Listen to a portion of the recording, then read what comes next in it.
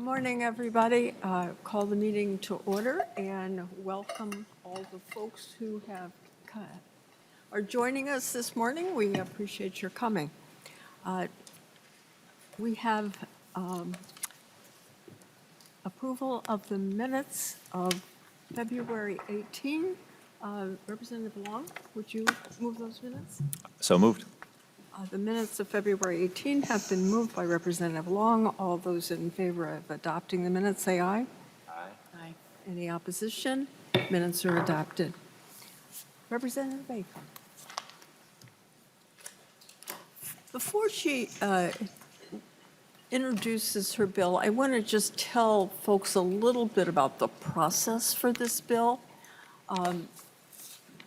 Because it has so many parts, it has so many pieces of investment in it. You will see individual bills being introduced for each of the segments of the investment.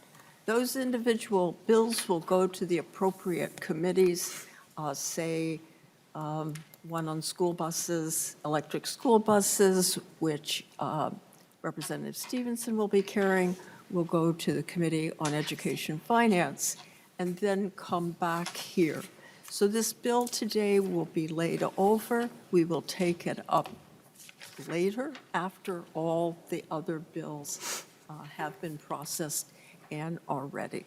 So that's our basic. There are several ways I could handle this, but right now that's what we're thinking of, and just wanted to share that with you.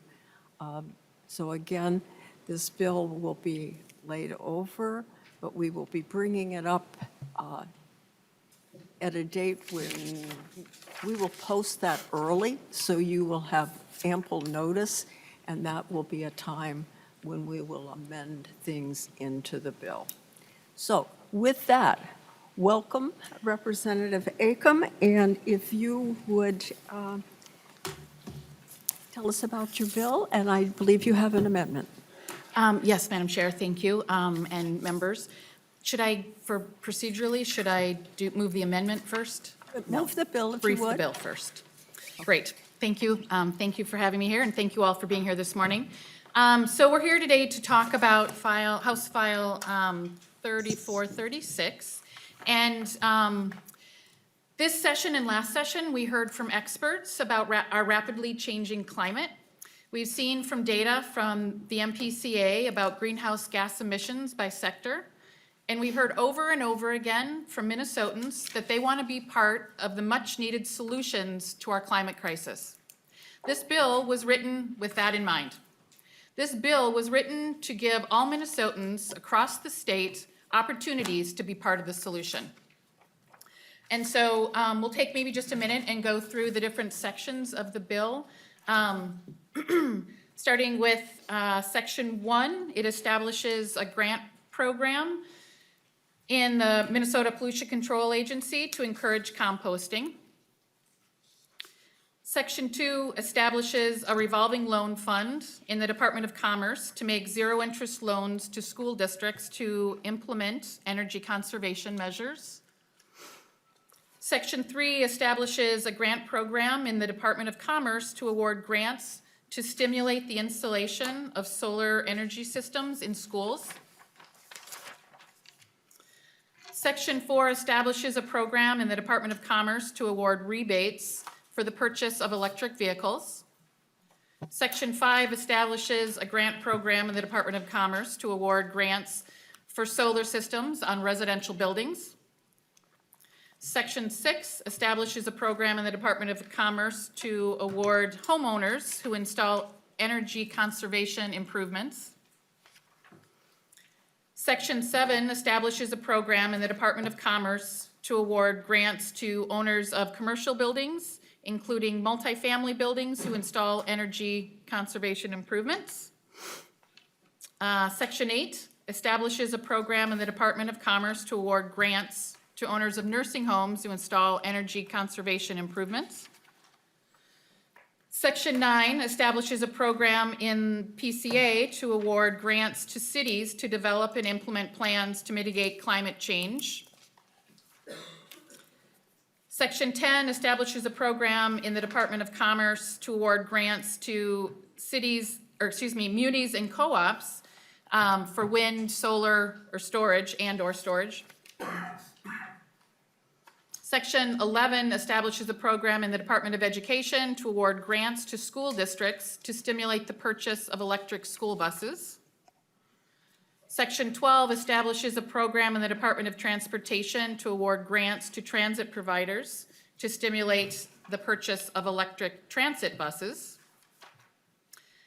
Section 13 talks about the appropriations to the Department of Commerce.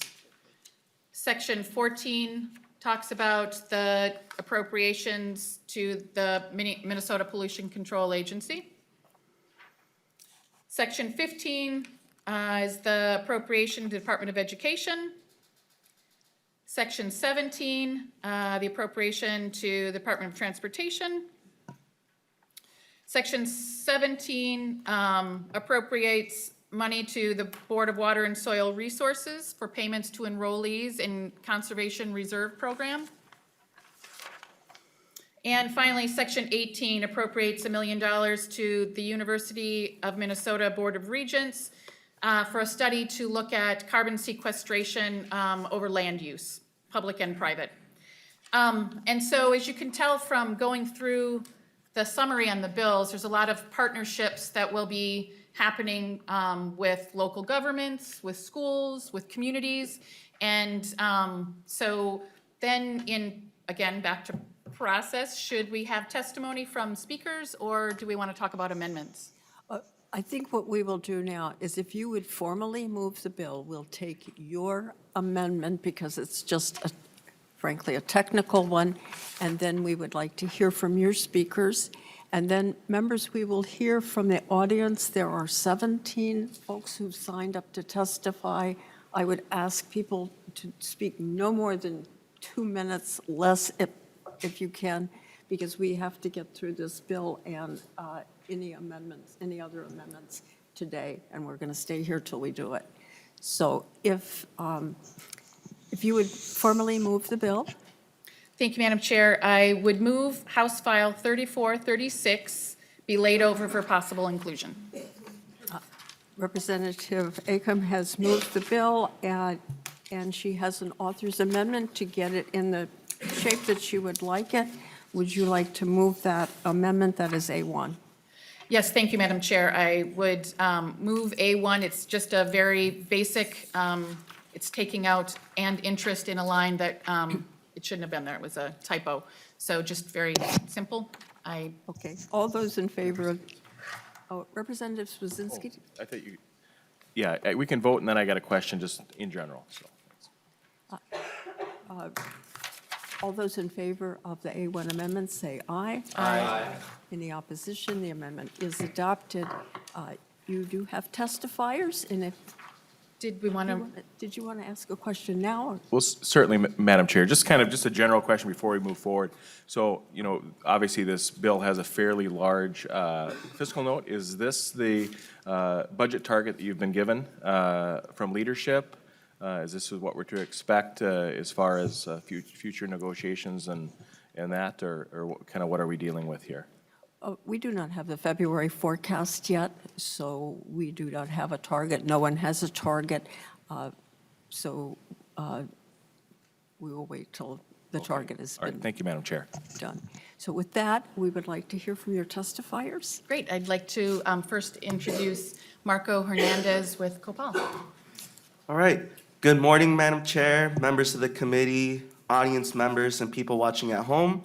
My name is Marco Hernandez, and I am the environmental justice organizer for Copal, Comunidades Organizando el Poder y Acción Latina, or Communities Organizing for Latino Power and Action. As a community organizer, I hear and speak with everyday average Minnesotans from all walks of life, especially from frontline BIPOC communities and Minnesota high schoolers with the climate strike. Every community may have their own unique issues they have to worry about, but the one crisis that connects us all is the climate crisis in which we're all facing together. We are nearing the 50th anniversary of Earth Day, but we are not even close to environmental justice at all. It is time that the state starts to actively invest in climate solutions.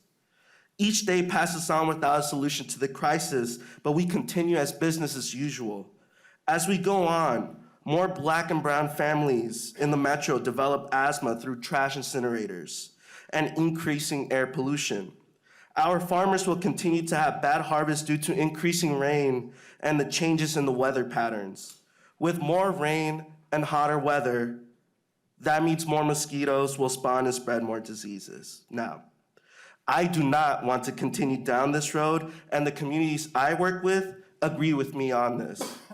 With further investments, we want to urge the state to invest in public and school buses that are 100% electric. Also, investing in more buses that go to communities of color as well. Addressing the state's water quality issue, especially in poor communities of color. Putting solar panels on schools and making solar panels more affordable for homeowners.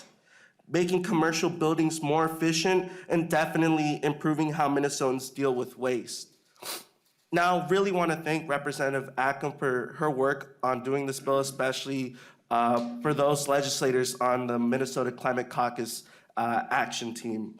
And so, but I will still be working with Representative Acomb to address the environmental justice in this bill and the racial justice as well.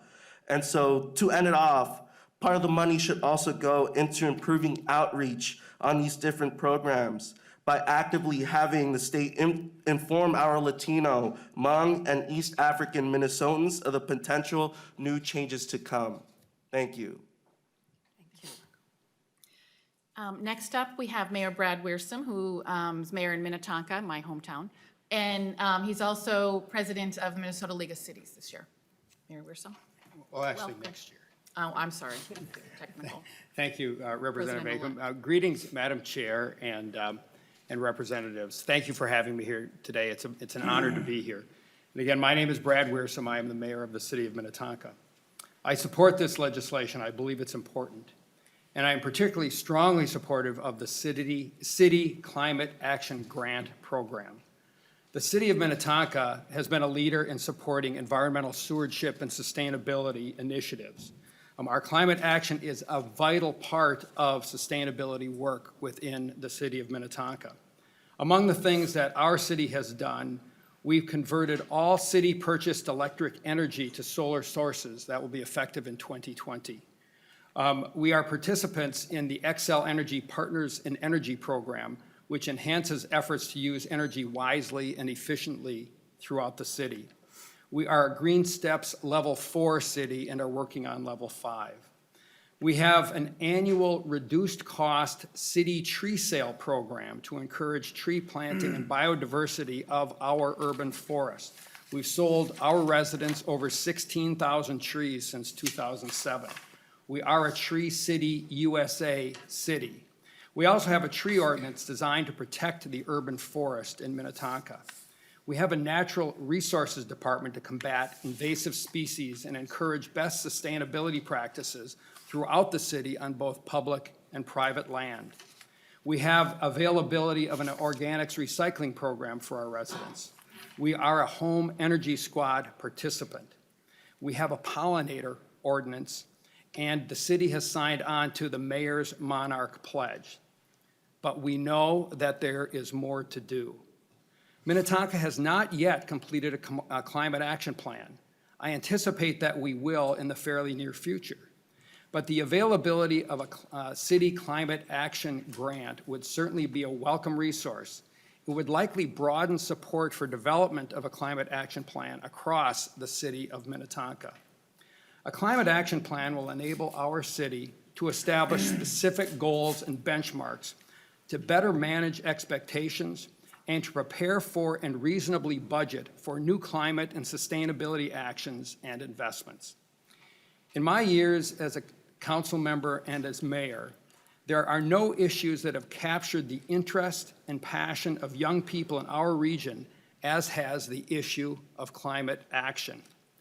If we are serious as leaders of our communities and our state, we need to be committed to leaving our world and the environment in better condition than it was when we first entered it. Today's young people believe that we are failing in that quest. I think we owe it to them to do more. The proposed legislation will help move us toward that important goal.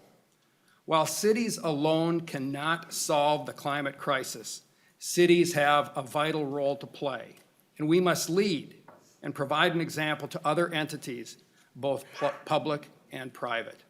Thank you so much. Thank you, Mayor Wierstrom. And next we have Denise Dittrich with the Minnesota School Board Association.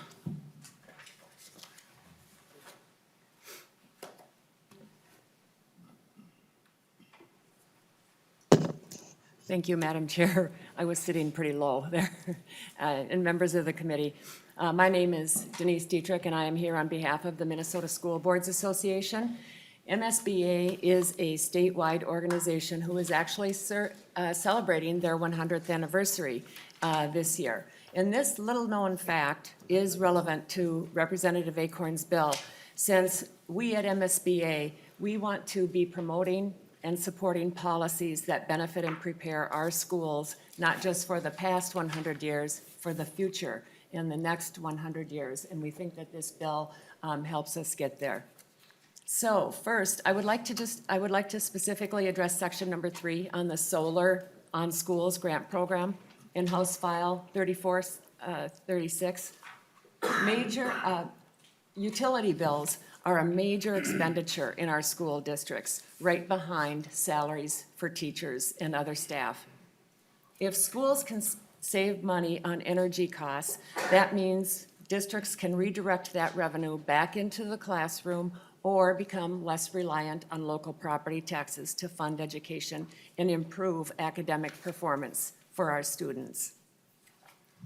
There is a requirement in the bill that the most cost-effective projects would be prioritized, and that half the revenue would go to districts where there are low-income students, the majority of low-income students, and we appreciate that because we feel like that ensures that the funds will be directed to the districts and the communities that have the most need.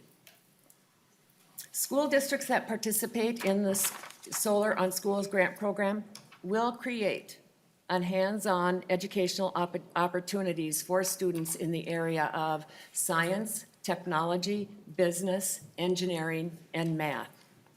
A program such as this can provide students with relevant learning experiences that role models how our next generation can participate in the clean energy economy, and hopefully, ultimately, expose them and inspire them to be open to good-paying career opportunities such as solar installers for today and in the future. So if this bill can help reduce energy costs and provide learning opportunities for students and become a seamless process for our school districts, we are in support and would like to participate. And just so you know, for the reasons that I just outlined, we also do support section 2, 11, and 12 of the bill. And in closure, I would just like to mention to you that MSBA school board members have passed resolutions in previous years urging the legislature to expand the use of renewable energy and provide the resources for them to do so. And I can give you more information about that if you would like. And so I just want to close though saying, like every other good bill, there are lots of questions, and I won't go through those today, but I would be happy to stand for questions. I don't see any questions, so I think we will proceed with public testifiers. And for public testifiers, I will announce one and then ask the next person to come up right away. So we will start with Zoe Pettit, U of M student, and Benjamin Stafford will be the next.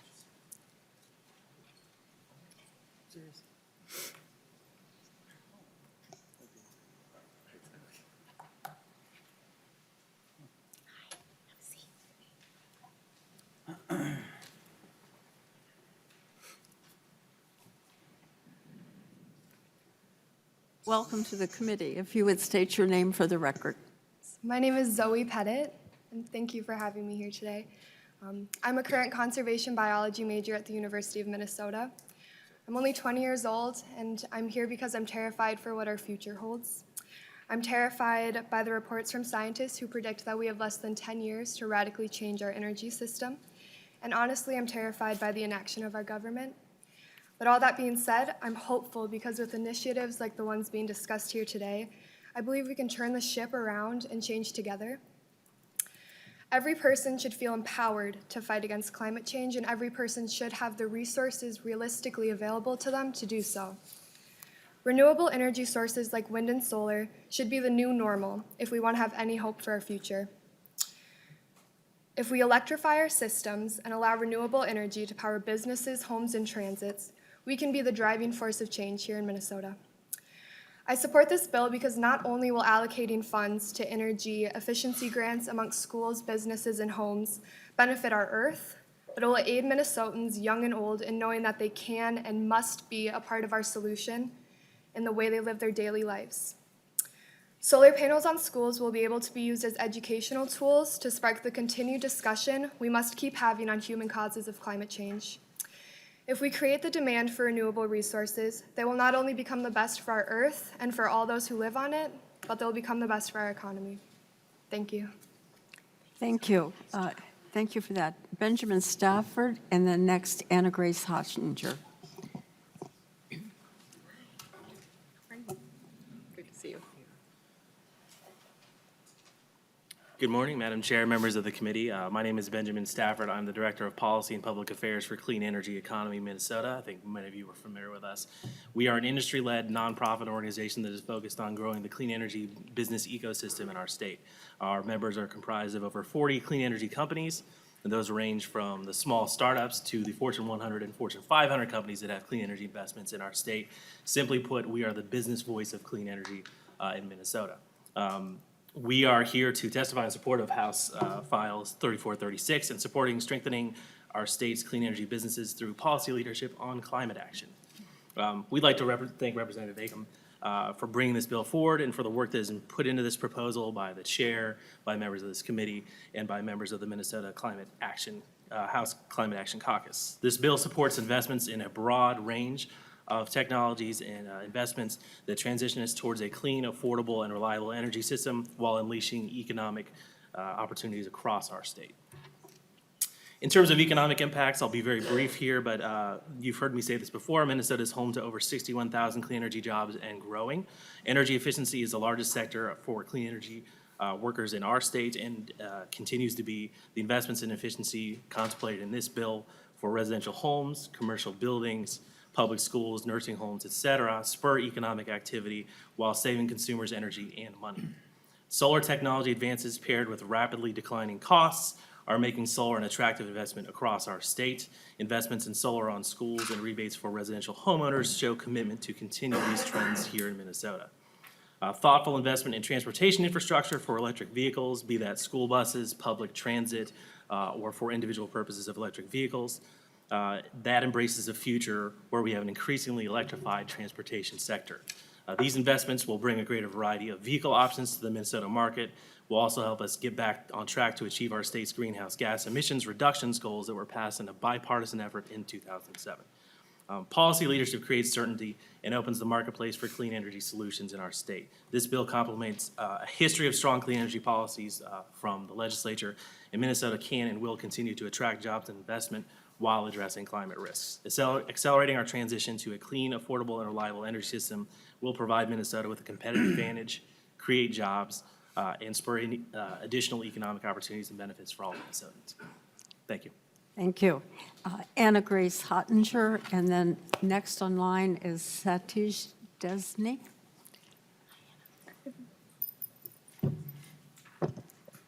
Good morning, Chair McGuinness and members of the committee. My name is Anna Grace Hottinger, and I'm 16 years old from Shoreview. I'm a member of the 100% Steering Committee and also an overall young person. Over the last year, I've been one of the thousands of students who have been organizing and advocating for bold climate solutions in Minnesota, and I identify all of the problems that they see. As a student, and of course, simply a high schooler, I'm scared for my future, the importance of protecting future generations, and quite frankly, the current generation and groups of people is one of the most important things that we can be doing. I stand with the support of House File 3436 because it breaks down some of the barriers that divide people from being able to be a part of climate action. Not everyone can do all the things that would make a difference and protect communities around them. Not everyone can drive an electric vehicle or have access to a composting program at their apartment. This bill will give Minnesotans more ways to be a part of the solution, and most importantly, give us more ways to be together as a whole state. The questionable future and unknown everything of the climate crisis is actively impacting marginalized communities and young communities as we speak. For example, the health effects of the climate crisis, whether it be physical, mental, or emotional, is catastrophic. So the question isn't how much will it cost? The real question is what are the costs of doing nothing? How much more will it cost if we don't act together? I support House File 3436 because I see it provides concrete change, more equity for Minnesotans, and more hope for people around the state. Thank you for your time today. Thank you. Satish Desnia and then J. Drake Hamilton.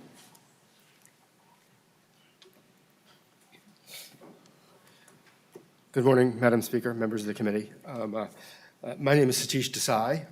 I live in South Minneapolis, and I'm also a volunteer with the Sierra Club. I'm here to express my support for the House File 3436, and thank you for bringing it forward. It's an important step in fighting the climate crisis.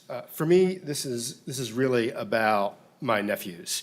My sister has a 2.5-year-old son, cute as can be. He lives in Annapolis. And my sister-in-law, or sister-in-law-to-be, I just got engaged over the holidays. She and her family lives in Australia. And thank God they've been able to escape the wildfires there safely. But they're firsthand witnesses to the impacts of climate change today. And I am really terrified for the world that they are going to live in as they grow up, as they go to college, as they get married, and as they have kids of their own. And we really need to start taking action now. This is all not that far off. And so we know that we need to have climate emissions or carbon emissions but within a decade and eliminate them entirely by the middle of the century. This bill is a good multi-sector approach to that, and it's going to reduce emissions coming not just from electricity generation, but from heating and transportation and land use as well. So I want to thank you for introducing this bill, and I want to thank you for your leadership in introducing the 100% clean electricity standard last year. And I'm looking forward to seeing this bill to become law and looking forward to more action in the future. Thank you. Thank you. J. Drake Hamilton and then Eric Passy. Good morning, Madam Chair and members of the committee. My name is J. Drake Hamilton. I'll be testifying this morning on behalf of Fresh Energy. Fresh Energy is a nonpartisan organization with almost 28 years of experience developing practical, clean energy and climate policy that benefits all Minnesotans. I serve as Fresh Energy's Science Policy Director. Fresh Energy supports House File 3436. It is a package of new investments that will enable people across Minnesota to participate directly in solutions that address the climate change crisis. This is a can-do bill. It's focused on the public support evident across Minnesota for bold climate action that benefits all Minnesotans.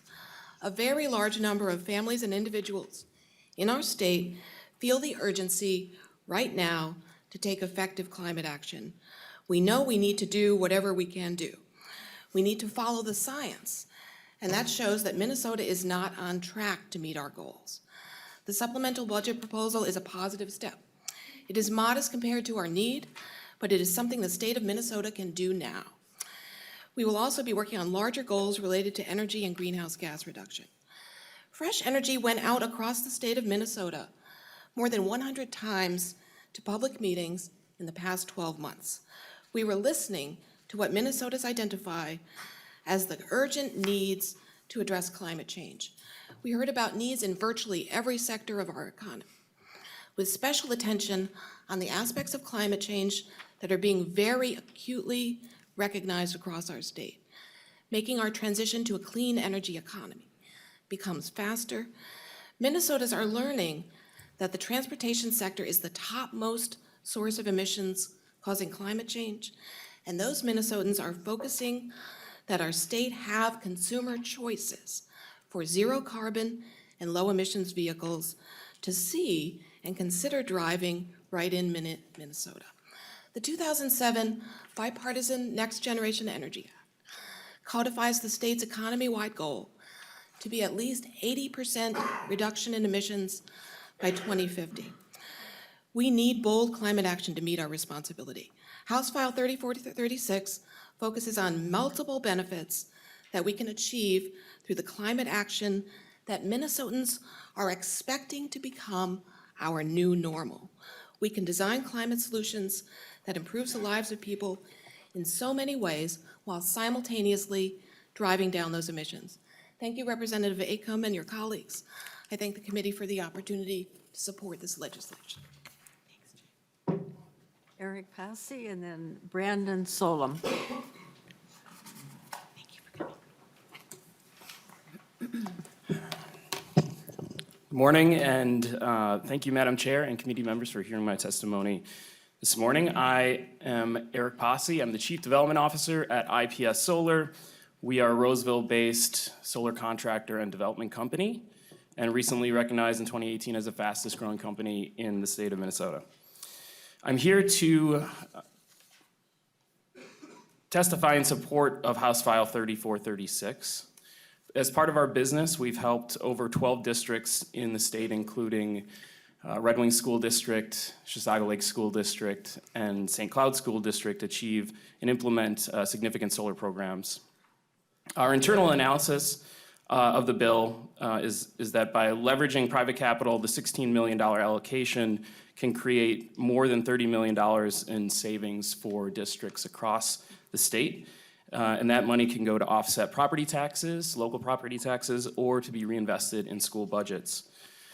STEM learning is also an important part of this bill and of this opportunity. And IPS conducts, as part of our offering, educator workshops where we bring in teachers from districts to help them understand how to interpret the data from these projects and how to provide hands-on learning activities for students.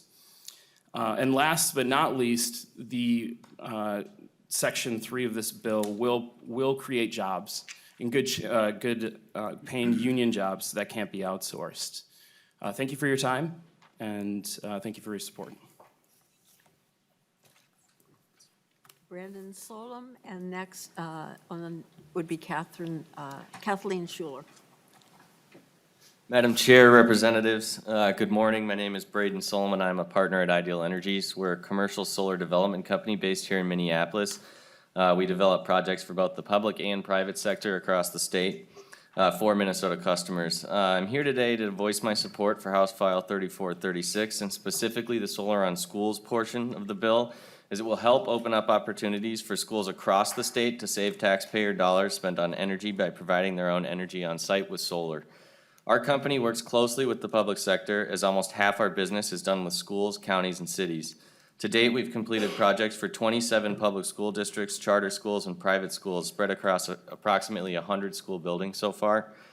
All but 2 of these buildings, though, are located in XL Energy territory. And the reason why so many schools in XL territory have been able to capture the financial and educational benefits of Ideal's solar program is because of the incentive programs like the very successful Solar Awards program.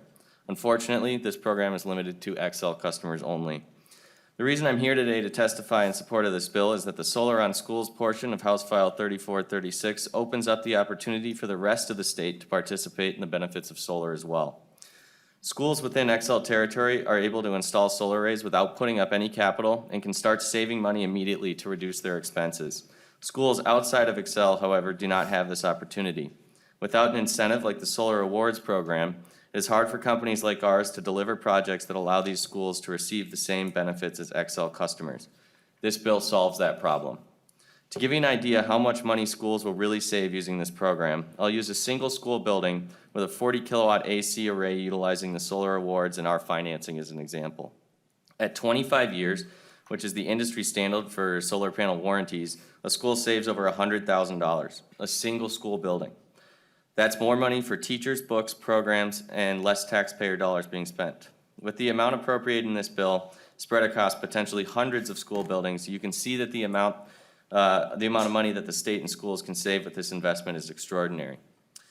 In addition to saving money for schools, it also provides the benefit of demand for jobs statewide. Like many installers at Ideal Energies, we use Minnesota labor, and we've had a standing job request out on sites like Indeed like that for the past 3 years. We can't hire people fast enough. But I'll kind of wrap it up here. But again, in summary, House File 3436 is clearly an investment in the state and environment that will net significant returns for all of Minnesota.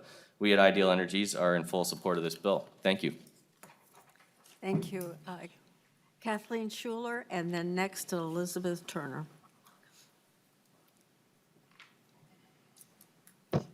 Thank you, Madam Chair, members of the committee. My name is Kathleen Schuler, and I'm with Health Professionals for Healthy Climate. We are a multidisciplinary network of 500 health professionals across the state of Minnesota. And we acknowledge that we are facing a climate emergency that puts our health at risk. We support HF 3436, which provides funding for a variety of clean energy initiatives to address the challenge before us in mitigating the worst effects of climate change on our health. Now, we support the whole bill, but I especially wanted to note that we appreciate that the bill addresses disproportionate impacts of climate and air pollution on communities with higher percentages of lower-income people, people of color, and Indigenous people. We support the policies which give preference to addressing these impacts in communities with higher air pollution and with a higher proportion of low-income families, as demonstrated by the need for reduced-price lunches in schools. In particular, we support the bill's policy to give preference for financial assistance to disproportionately impacted communities for solar in schools, for electric school buses, and residential rebates for solar in environmental justice identified neighborhoods. I also wanted to note that it's great to see the proposal for EV rebates for new and used vehicles, and that will complement Clean Cars Minnesota and the attempt to bring more EVs into the state. Thank you for proposing this type of bold action. We need to address the climate crisis and mitigate some of the impacts on our health. Thank you for the opportunity. Thank you. Elizabeth Turner, and then Steve Morse. Good morning, Madam Chair and members. My name is Elizabeth Turner. I am an architect, and I'm here today on behalf of the American Institute of Architects, AIA, Minnesota. AIA Minnesota is the professional organization representing 2,300 architects across the state. We would like to thank Representative Acomb for bringing forward House File 3436 and express our support for this effort. Architects play a critical role in developing and maintaining the built environment, and we care deeply about building resilient communities and combating climate change.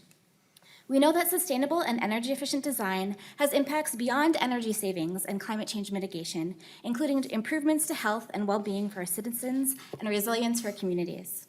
We appreciate this bill focus on realistic changes we can all make across multiple sectors. We work with clients every day who are already motivated to make decisions supporting energy efficiency. We know that additional energy efficiency support will help them to make those decisions and inspire others to choose conservation and efficiency, making a real impact. One clear example of proper planning saving energy. I am the Passive House consultant for a team building a large affordable housing project in St. Paul, completing energy models to predict energy use and helping them to meet high efficiency targets. Recently, I presented 5 options for energy consumption reduction strategies on this development. They ended up choosing to implement 4 of those options, even though they only had to choose 1 or 2, because they had access to information about the energy impact of their design decisions. 2 of those options were actually less expensive, but the other 2 were deemed worth the slight increase in cost because of their impact on energy use. As architects, we know that energy efficiency is most cost-effective to achieve for new construction. So we would encourage you all to also consider opportunities for new construction in addition to the other excellent programs in this bill. In addition, we would ask you to consider expanding the definition of energy efficiency in the School Green Revolving Loan Fund to include architectural options that can make a significant impact, such as air sealing, window improvements, and insulation. Minnesota's architects stand ready to do our part and work with you to move forward on the critical issues of energy and climate policy. We offer assistance and support as you continue to work on this package, and it will take all of us working together to make real progress. We look forward to continued partnership. Thank you. Thank you. Steve Morris and then Sam Benson.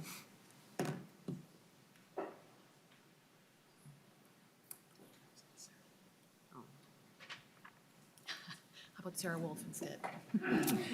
Hello, I'm not Steve Morris. I am Sarah Wolf with the Minnesota Environmental Partnership. We're an association of about 70 organizations that work on environmental and conservation issues, and we want to stand strongly behind this bill for so many of the reasons that have already been mentioned. But we particularly want to highlight the way that doing these can-do actions have co-benefits for communities across the board, whether it's public health or saving money or other things. And we know that showing these actions work and have positive benefits for communities will mean that they're contagious. These climate actions will become contagious, and they will have ripple effects beyond just the projects that come from this bill. So thank you very much for introducing this and having this discussion, and we look forward to supporting it. Thank you. Sam Benson and then Jamie Fitzke.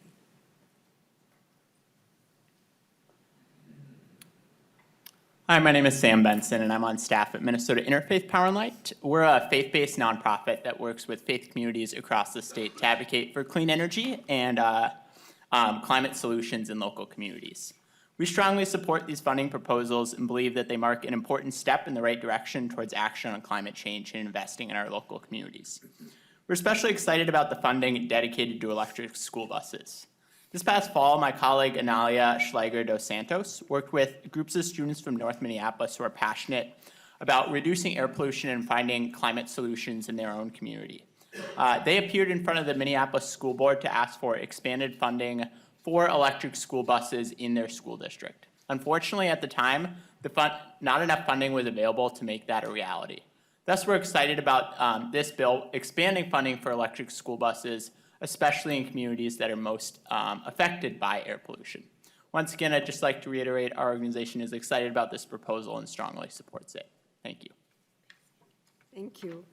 Jamie Fitzke and then Chris Mosel.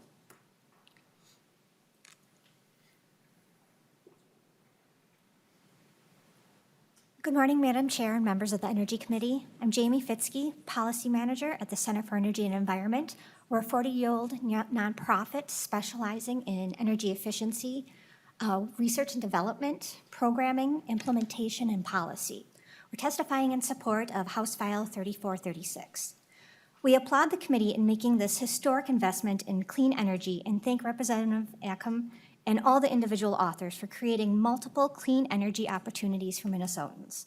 This bill not only provides financial savings for residents, businesses, schools, and nursing homes, but it will also improve the quality and comfort of workplaces, learning spaces, and homes.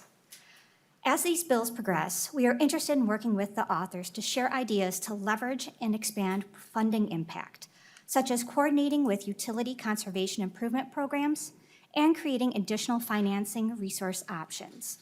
Among these could include establishing a 0% revolving loan for residential energy efficiency improvements, which could be paired with a loan loss reserve for high-risk residential loans, creating an opportunity to help many residents who may narrowly fall outside of the low-income assistance, but are in the greatest need of energy efficiency improvements. Additionally, through this process, we would ask authors to consider conforming to existing statute definitions particularly on energy conservation and energy conservation improvement. This is just to avoid any confusion or irregularities. We are really excited to see and greatly appreciate the energy efficiency considerations in this bill and others like House File 3432, which establishes a revolving energy efficiency loan for state buildings, authored by Representative Freeberg and joined by many committee members here. In closing, a collective thank you to all who have worked on this bill. Thank you. Chris Mosel and then Kate Knuth.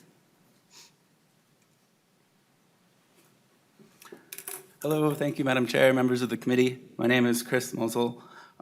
Here as a member of the Land Stewardship Project. We are a farm and rural organization working to transform the farm and food system to be regenerative and just. We have 45 households in our membership across the upper Midwest, and 2/3 of those are farmers and rural residents. I'm here to speak in support of House File 3436. I farm in Stearns County near the town of Holdingford, fifth-generation family farm. I raise corn, soybeans, alfalfa, wheat, sweet sorghum, and field peas, in addition to rotationally grazing, replacement heifers, and finishing steers on grass and sorghum. I've already seen the impacts of climate change on my own farm. Unfortunately, it has not been a warmer, drier climate that I've experienced in recent years. It has been torrential rains and extreme weather events. It's now not uncommon to get a 4-inch rain in an hour, followed by a 2-inch rain a few hours later, and then an 1.5 inches overnight. Although I'm doing all I can to control erosion and adjust my cropping systems, the extreme weather I've already experienced is difficult to cope with. I'm pleased to see, we at LSP are all pleased to see that the Conservation Reserve Program funding for the Conservation Reserve Program is included in this bill. CRP is a phenomenally successful and widely loved program in rural areas. It is an easy way to deliver environmental benefits like carbon capture, improving water quality, providing hunting opportunities, and it transfers money to rural areas through rental payments. But we at LSP also want to keep farmers on the land and rural communities thriving. And that means you need to consider adding measures to promote climate change and conservation benefits on working lands. We've got 2 papers out there already. A lot of work went into those from our organization, so please do take a look. We have achieved the point in time where there's a unifying global consensus that climate change is already impacting the planet and accelerating even faster than the worst-case scenario projections. By implementing policies that promote carbon capture in our ag sector and adjust cropping systems on marginal lands so that we don't waste resources when we're already overproducing, we can make sure that we're well prepared for the changes ahead and that farmers and rural communities can benefit from incentives and regulations that are likely to be coming soon. Also, we have a moral imperative to do all we can for future generations and our vulnerable populations, such as farmers. So thank you very much for your time, and a pleasure to be here. Thank you. Kate Knuth, and then after that, Jean Comstock. Thank you, Madam Chair and members. I'm Kate Knuth. I work as a climate policy advisor with the Minnesota Center for Environmental Advocacy, and we bring legal and scientific perspective to major environmental issues. And I want to thank Representative Acomb for her leadership and the leadership of the Climate Action Caucus more broadly to bring forward House File 3436, which we see as a fantastic step in Minnesota's leadership on climate change. And I think 2 things that stand out to me about this bill and proposal are speed and scale, and from a scientific perspective, how fast we move and how big we move matter in the ways we address climate action. So getting money out to projects that will reduce emissions and improve our climate future quickly, which this bill does, I think is a really important part of House File 3436. And then scale. We have to do major things, frankly, that Minnesota hasn't really done before. And I think that's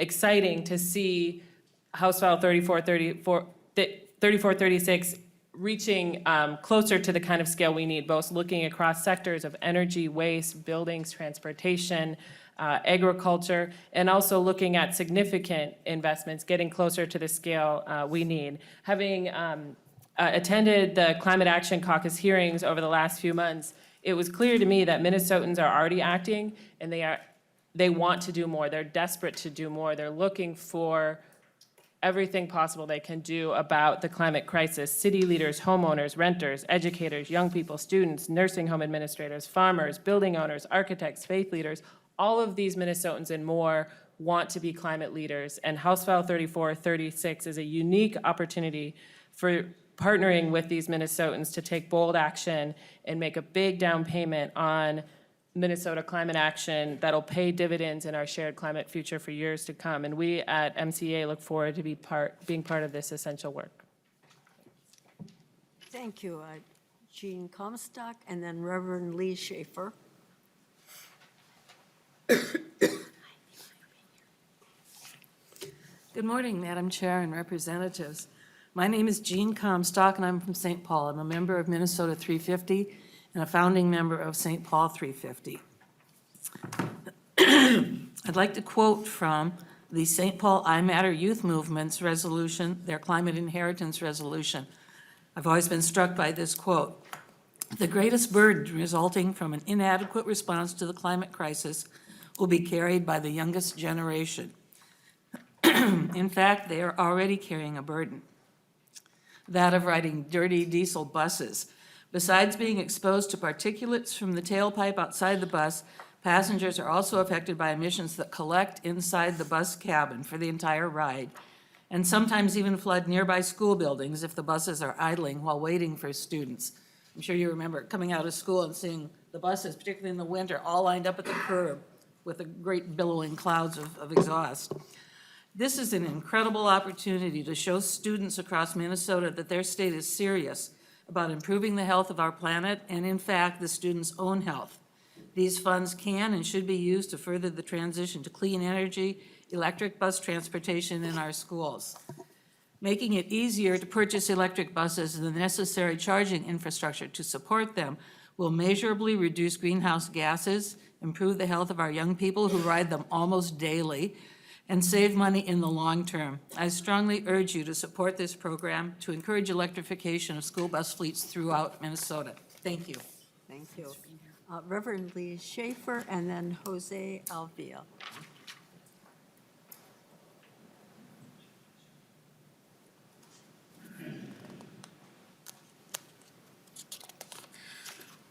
Good morning, Madam Chair and fellow committee members. I thank you for allowing me to speak this morning. I'm Lee Schaefer. I've been an Episcopal priest for 35 years. I'm pleased to be able to come and support House Bill 3436 because I've been desperate to hear something about how we as a community can address climate change. Back in the day, when I was a kid, I remember the commercial, "Don't fool with Mother Nature." It seems to me we've been fooling with Mother Nature all too long and not doing enough to address the issues of fossil fuel use and how we can move from that to renewable energy. I'm thrilled as a member of a faith community to hear you looking at how we can become better stewards of the earth and how we as a community can address and care for the creation that God has given us. That is my perspective. I'm also pleased that you're willing to reach out to a broad community of folks, whether they're students who can experience the use of solar energy or electric school buses and see how they can be utilized and how these systems can work for the betterment of our communities and address in the long term the needs of how we can be not only better stewards of the earth, but how we can have a sustainable community. And I want to urge you to continue this work, that this is a great beginning, but I see it only as a beginning. We have so much more to do. But thank you for letting me speak to the bill. I strongly support it as a member of the Climate Reality Project that was sponsored by Al Gore, as a member or volunteer for Minnesota Interfaith Power and Light. I see us as a community working toward a sustainable future. Again, thank you for this bill. Thank you for my opportunity to speak with you this morning. God bless you. Thank you. Jose Alvia, and then Priscilla Villawat.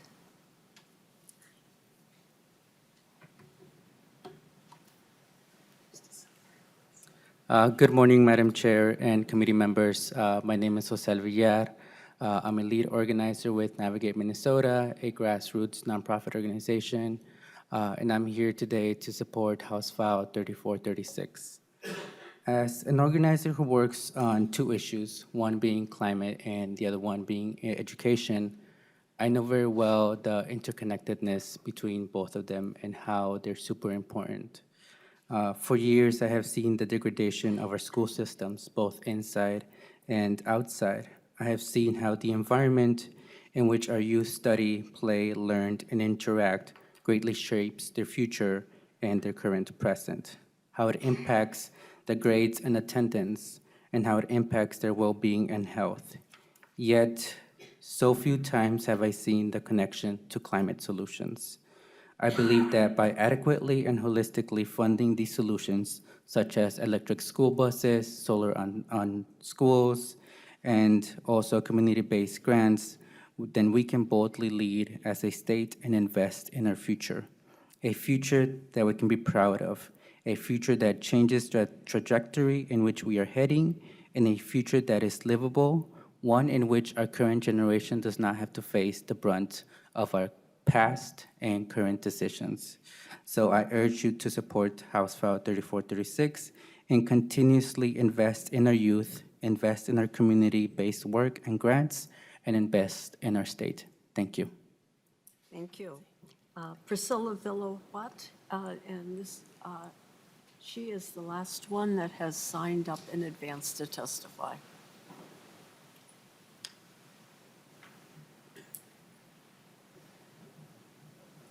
Hi, good morning. My name is Priscilla Villa-Watt, and I'm here representing Eureka Recycling, here to speak in favor of House File 3436. Eureka is a nonprofit social enterprise whose mission is to demonstrate that waste and all of the negative and human and environmental impacts that come with it are completely preventable. I am born and raised in Texas and recently moved here about 6 months ago. I often get asked why I moved here, and the short answer is that my husband is from St. Paul, and the long answer is because of climate change.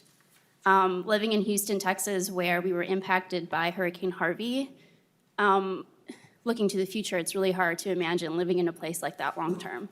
So the climate change impacts are happening now, and we need to act now to make sure that our future is livable. At Eureka, we believe that working towards zero waste is one of the most effective ways that we can stop climate change. This bill is vital in ensuring solutions to climate change are adequately funded at the local level. Section 1 of House File 3436 would provide grants to allow multifamily units access to composting. As someone who lives in an apartment building, I can tell you that composting would be greatly appreciated in my community. And most importantly, diverting that waste from an incinerator or a landfill is something that I really look forward to being able to do. This funding is necessary to pilot a composting project that would help understand the needs for a large-scale program. I also want to mention that Section 9 on the City Climate Action Grant Program would help address the reduction of carbon-emitting packaging like plastic, while reducing the need for more incineration of waste in vulnerable communities across the state. Thank you for your time and consideration. Thank you. Members, there are no more testifiers that have signed up. Representative Garofalo is the first one with a question. Thank you, Madam Chair. Madam Chair, what's the motion before the committee today? The motion before the committee is to lay this bill over, and perhaps you weren't here when I gave the process.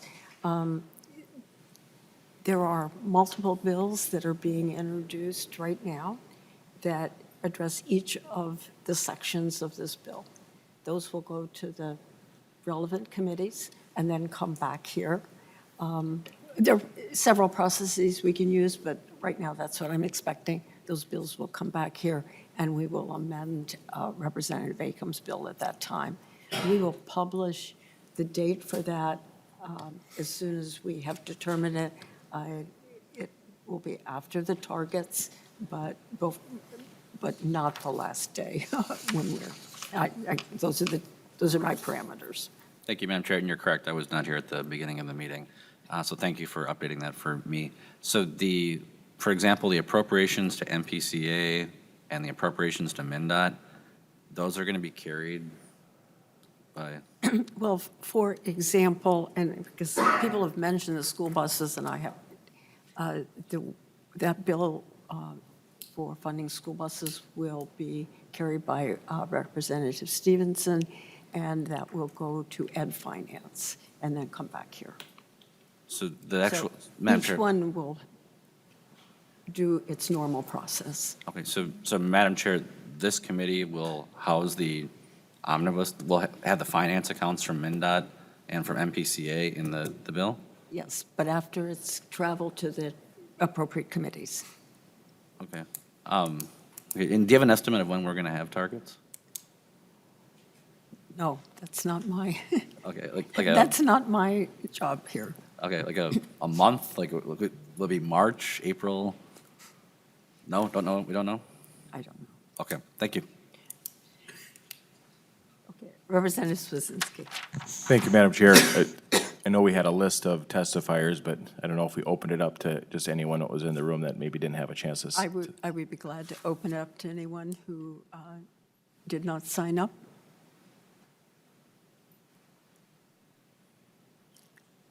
Nobody has taken up the offer. Thank you for suggesting that. With that, is there additional discussion, or we have amendments, and we should take those amendments up? If people are going to offer amendments at this time?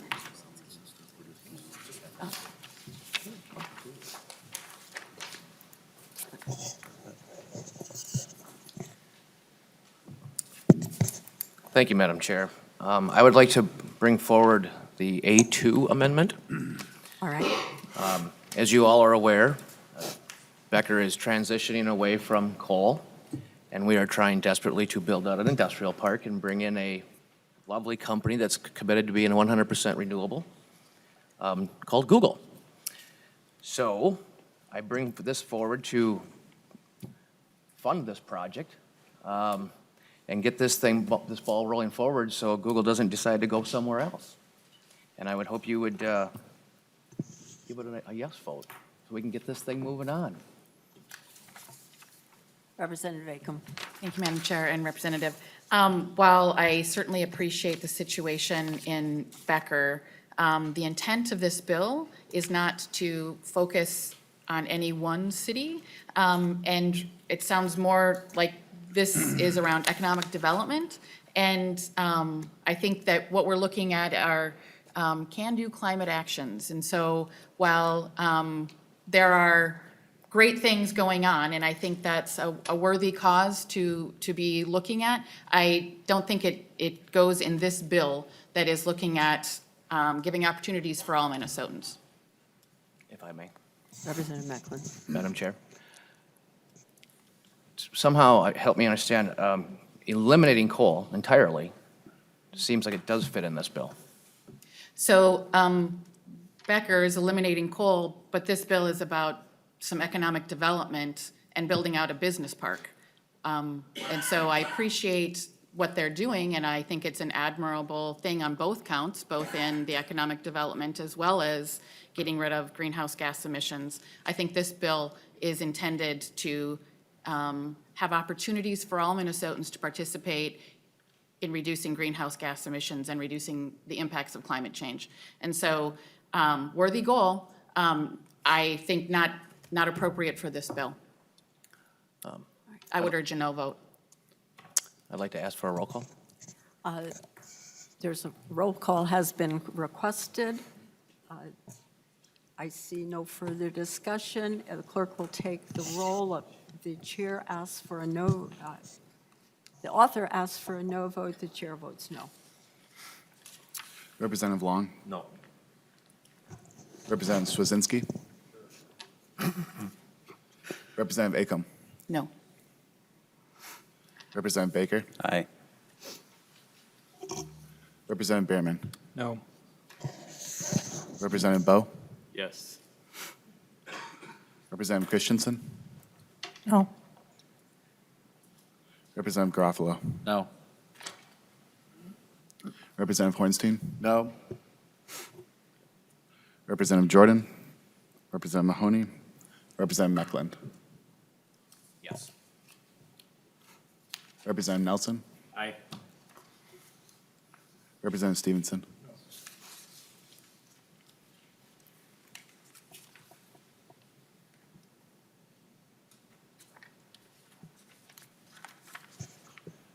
There are 5 yeas and 8 nays. The amendment is not adopted. I have additional amendments in the packet. Are people going to author them? Madam Chair, that would be my amendment, and I guess I want to thank the author for bringing the bill forward. I never expected to see such a large financial bill coming through so early, so I wanted to share with you an idea that we have heard last year. I was going to go into more detail today for really the sake of Representative Jordan. She's not here today, but I wanted to talk just for a second about this biomass plant that was shut down far too early, halfway through the life cycle of promises made by the state of Minnesota. And my idea was to try to actually recover some funds from the RDA account that would, it's the same account that Xcel Energy customers put into to find new and innovative ways to find great new resources of energy. And we couldn't get that through last year. This is an either idea. If it can come out of general fund, that's a good idea. But if we're going to spend $130 million, if we don't have our targets yet, we're in the exploratory stage right here. So I guess I'm just asking the author to consider taking this along with this because of this trust factor we're going to have with private and public entities as we move forward with ideas on any project, whether it's solar on the schools, whether it's nursing homes. These are some good ideas you have here. I don't know how we're going to pay for them, and I don't know what it's really going to cost the ratepayers. But I will tell you that what we have to do is make right on wrongs that we did, because I have, back in our district, we've got wood haulers and we have chemical companies that were created because of this 20-year plan, 20-year promise that never ended up to be that. So I'm asking you if you would take a friendly amendment to just take it along with you. I know the chances are slim to make it through the end, but if it does, this conversation is important to have for businesses considering going into agreements with the state of Minnesota, because this is an example of we didn't do it right, but if we make it right here, others will say, you know what, they stood up for that. So I'm asking, I'm not going to take a roll call, but I'm certainly hoping that you might consider this as a friendly to have this conversation as it goes along, Representative Acomb. And again, thank you for bringing this bill. Madam Chair and Representative, I certainly appreciate, again, the intent here, and I think that not having been here when these decisions were made, I think it's unfortunate, the situation that we have today. I think going back to the intent for this bill, it's really about opportunities for all Minnesotans. We have sections for local governments to participate in climate action planning. I don't think the scope of the bill, I don't think this bill, my bill 3436, is the appropriate place for this kind of legislation. I appreciate the situation, and I empathize with the results and where people are at today. Unfortunately, I don't think it's the right place, and I would urge members to vote no. And Madam Chair, just a final comment. I understand that. I will continue to have this conversation through ideas as they come along, because I want to keep reminding the state of Minnesota and business owners and people that want to help this issue because of an agreement that was really made with the Prairie Island community, with the nuclear cast storage units, and we were going to do a biomass plant by 50 megawatts of power from turkey litter. Initially, it was maybe a bad idea, but it was what was the deal was done. And it ended up being something that didn't work out. Madam Chair, I'm going to withdraw the amendment. We don't need to take the time, but this will continue to come up. I want to have this conversation, and I'm going to keep pushing it. This was something that we have to fix this year, and I hope our committee will stand behind us at some point. So thank you. Madam Chair, can I still speak to the amendment? No. I think my good friend may have provided, may have limited context, and I would hate for the committee to be misinformed on this issue, so. May I take a minute just to briefly explain? Thank you, Madam Chair, I appreciate your indulgence. So, my friend Representative Baker made a lot of statements, and to the author, you should not be empathizing with Representative Baker and his plight. You should know that in 2017, the legislature did pass an agreement to allow for the closure of these plants.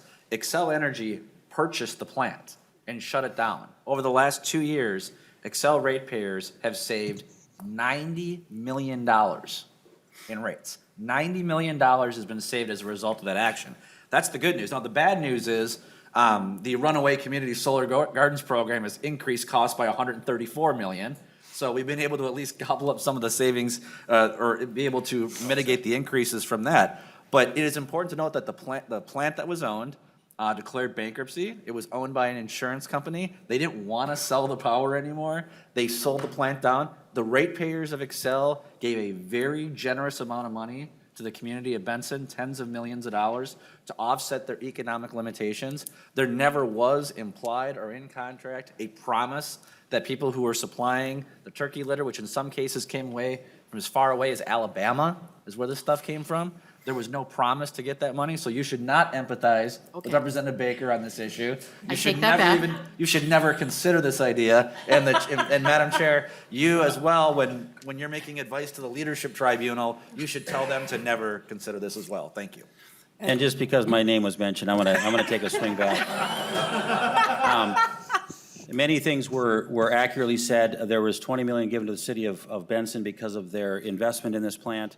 However, folks in the private community in my area, in my district, not from Alabama, I'm talking about northern Minnesota, I'm talking about the Benson area, I'm talking about folks that used to sell turkey manure and litter for fields and farms that were hauled away. Farmers had to have a different plan.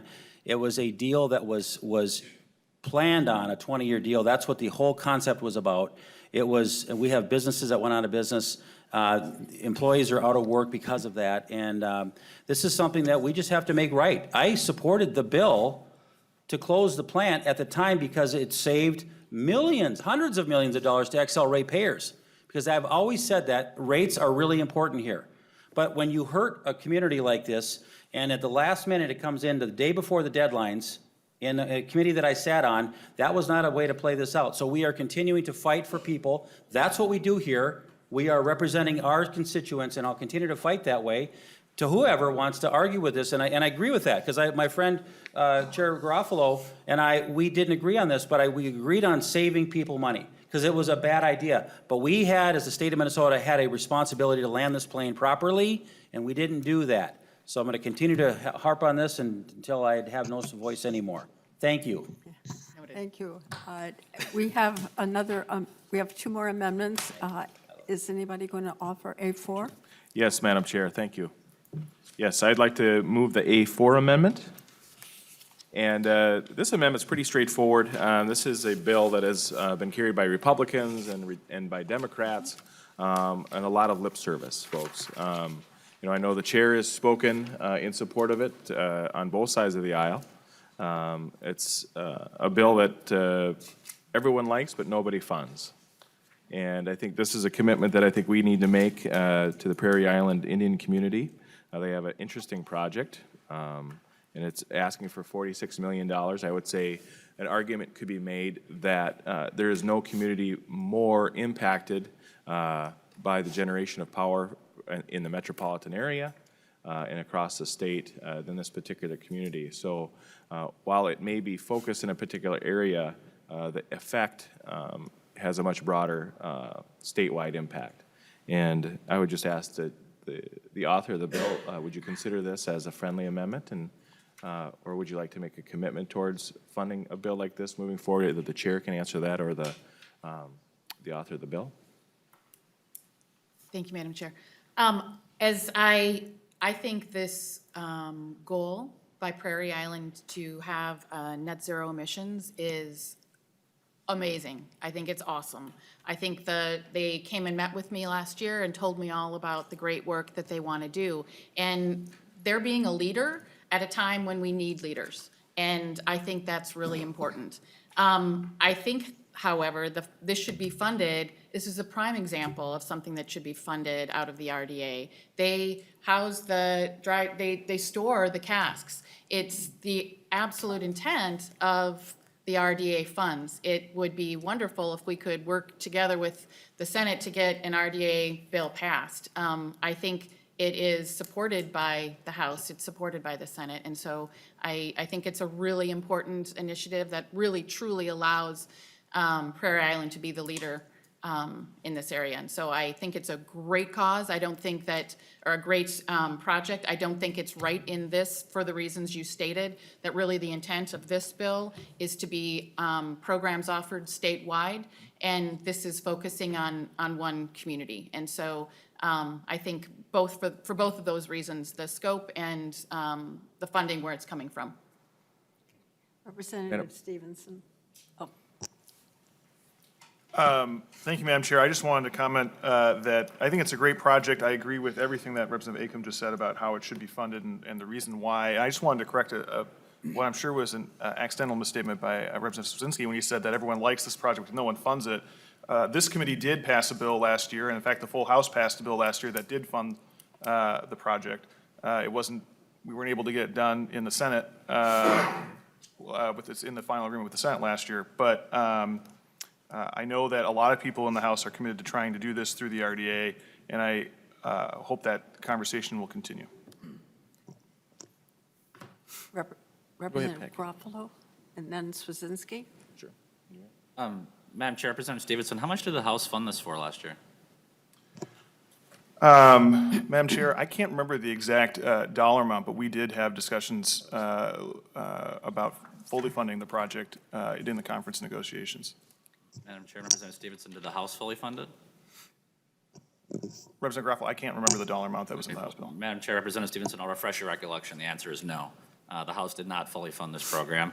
In 2018, it was fully funded. There was a bipartisan agreement to fund it.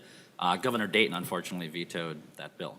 So, Representative Swazinski. Just, Madam Chair, just obviously, we don't know what the budget forecast is going to be, which we'll be working our bill, and the likelihood of, a large spending outside of the RFA. Do you have a commitment at all to including this in a potential bill moving forward if there are some RDA funds that are going to be spent?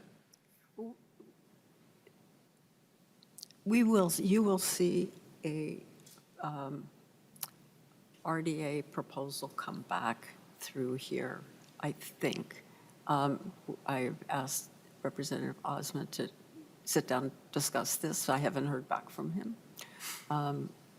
But I would agree that it is appropriate to fund it in RDA. And we did, as we were negotiating, to answer your question, Representative Garofalo, we did come up with a package that the House supported of fully funding.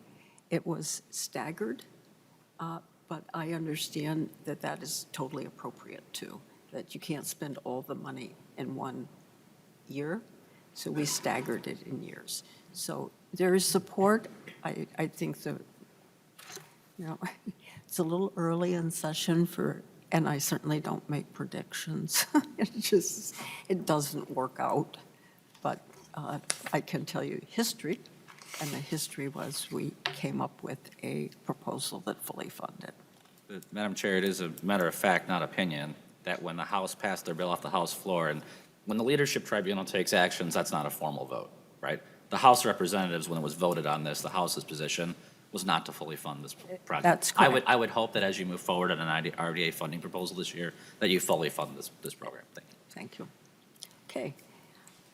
Representative Swazinski. Thank you, Madam Chair. And just, it sounds as though there's differing levels of commitment towards this bill. And just talking to some of the stakeholders, they're concerned of potentially taking a negative vote today on this. And so I'm going to withdraw that motion, but I do have a question for the author, if that's possible. Go ahead. Representative Acomb, just kind of looking at this bill, what is your estimate from a scientific perspective of what this bill will potentially lower the temperature or change the environment in the state of Minnesota if it's passed? Those are great questions. And I think you hit the areas that we need to be concerned about, and do I have the absolute scientific data about doing that? No. I think we've heard over and over again from the scientific community that these are the things that we need to do. We need to lower greenhouse gas emissions. We are seeing in our state over and over again emergency responses that are needed to help our farmers and to help our resort owners. And these are all impacts from climate change. And so if we continue to do nothing, it's going to cost our state a lot more money. And so investing in these opportunities for all of Minnesotans to participate in the solution to reduce the impacts of climate change is an important first step. Thank you. That has been, Representative Long. Just a quick question for Representative Swedzinski, if I may, Madam Chair. If we came up with a bill that would meet our state's greenhouse gas reduction goals, Representative Swedzinski, and we could demonstrate that through scientific proof, would that be something you would support? Madam Chair, Representative Long, no, I appreciate the question. I think it's an interesting one. I've kind of been asking that question in general to most of the folks that do come before this committee.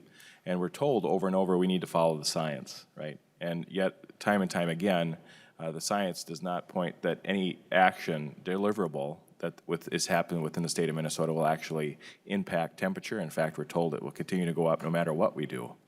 And so, I think we always need to gauge what we're doing and the promises and the fear. And I mean, we've heard folks that are terrified of inaction. And so I think we also need to have some reality with folks that just because something happens doesn't mean there'll be an opposite and equal reaction. And I think we need to be careful with our rhetoric in this room and to our students as well.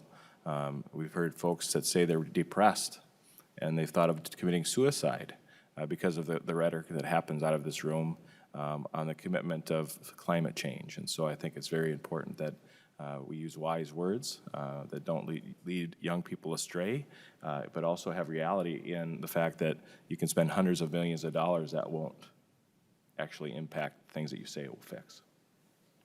Thank you, Madam Chair. One follow-up question. So we've set goals as a state for 80% reductions by 2050. Most of the scientists who've come before us have said those are inadequate, but would be a pretty good start. Do you support our state's goals to achieve 80% greenhouse gas reductions by 2050? Hey, Madam Chair, Representative Long, I think, there are certain commitments made by companies within our state, whether those are in reality or not, I think are up to debate. I think some in this room would say that 100% renewable is the only thing that would have a chance at saving our children. But in reality, I don't believe the technology is there. I mean, we just toured a facility earlier this winter that was going to be on the ground for 25 years and only being used for 6 weeks of those 25 years. And because of government support is the only reason why it was built. And, I think when we think about jobs, it was mentioned that it creates good union jobs here in the state of Minnesota, but we also need to be thinking about the potential of slave labor across the world and the usage of that. Just because you don't do it in your backyard doesn't mean it doesn't exist, whether it be in a cobalt mine, whether it be in any other place across the globe. And just because you don't see it doesn't make it doesn't exist. Madam Chair, since you didn't answer my question, Representative Swedzinski, I'll take that as a no. Is that fair? That you don't support the current state goals for 80% reduction by 2050?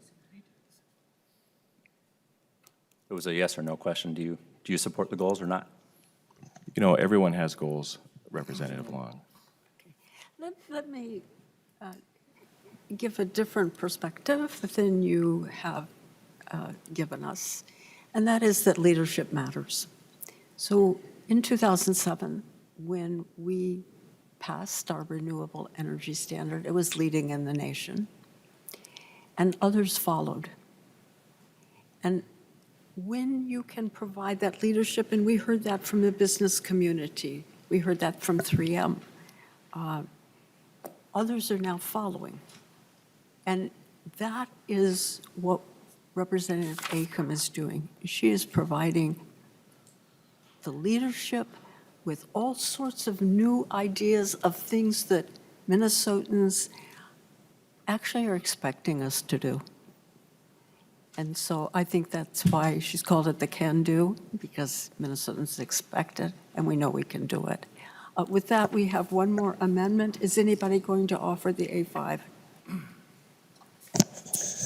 Thank you, Madam Speaker. I would like to move the A5 amendment. And to Representative Acomb's previous statements with some of these other amendments that were kind of pinpointing just certain areas, this one affects more than just one certain area. I believe this is Representative Christensen's bill from last year that I co-authored.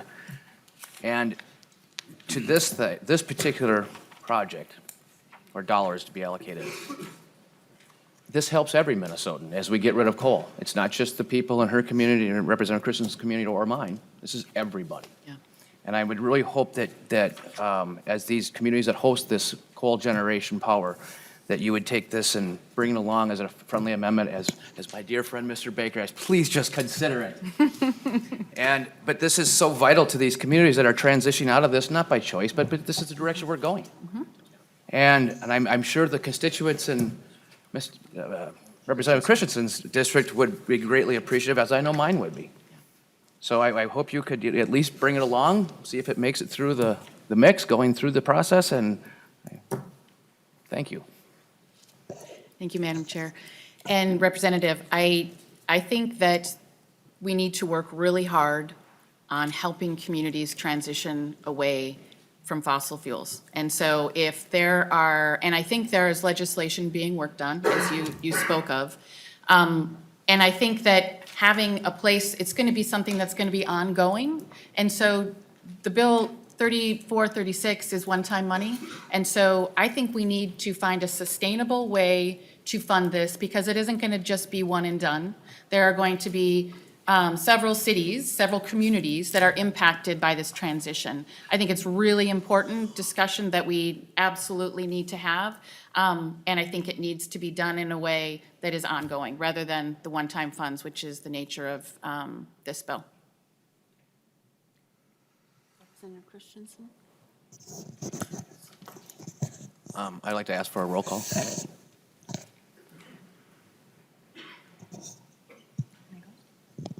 Okay, I just want to say a few words. First of all, Representative Mecklen, thank you for your support for HF 19. It's a bill that we dropped last February. Karen Housley is carrying the bill in the Senate. We both have communities that are going to be greatly affected by the closing of the coal plants. The King plant in my community will be closing in 2028, and they will be losing 40% of their tax revenue as a result. So, and I think really conditions are worse in some of the other communities. So, you know, this bill will help all of the communities, and there will be some ongoing feeding of funds to help those communities out. So I appreciate your co-authoring the bill. I appreciate your respect for the bill. And we are it's a fluid document right now. We are still looking at how to fund it. The initial bill came out of RDA, and we're discussing that. So I'd love to work with you on it also. But it's a good bill. It's good for the communities that are losing their plants, and I hope to work together with you on it. Thanks much.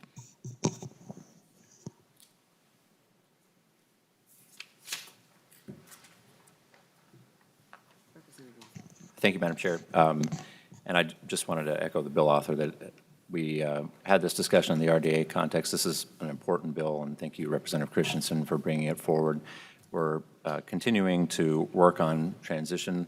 Last year, we had a placeholder in the RDA bill for labor, which wasn't sufficient. It was to have a task force to look at the issue of labor transition. This would help with the communities, but we also need to remember the workers, and we're working on a bill with labor right now to help on transition. So just want to assure you that, Representative Mecklen, that this is an issue that we're taking seriously, and I know Representative Christensen as well, and this won't be the last time we're talking about it during the session.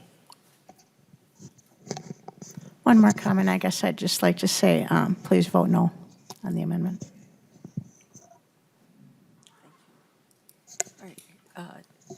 Roll call has been requested. And the clerk will take the roll. The chair votes no. Representative Long? No.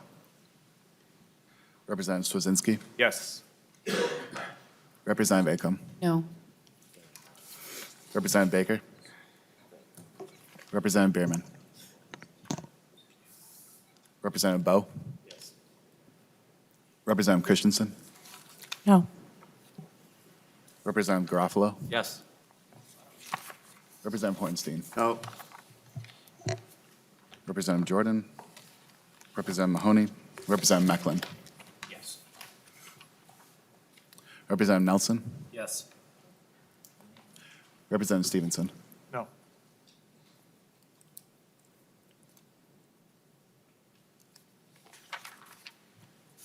The votes are 6 aye and 7 no, and the amendment does not pass, or is not adopted. Members, I do not see any other folks asking for discussion. Thank you, Representative Acomb. Thanks Thank you, to ma'am. all who came to testify. The bill is laid over, and the meeting is adjourned.